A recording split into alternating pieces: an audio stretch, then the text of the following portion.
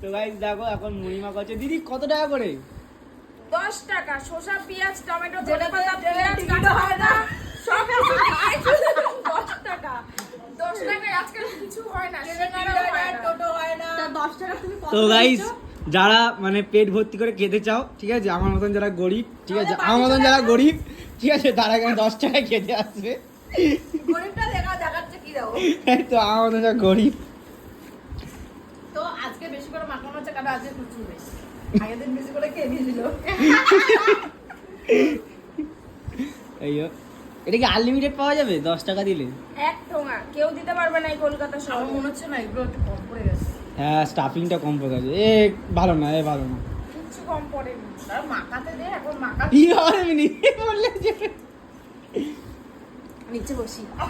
এ বাবা, খাবে বলে দেখো নিচে নেমে গেছে।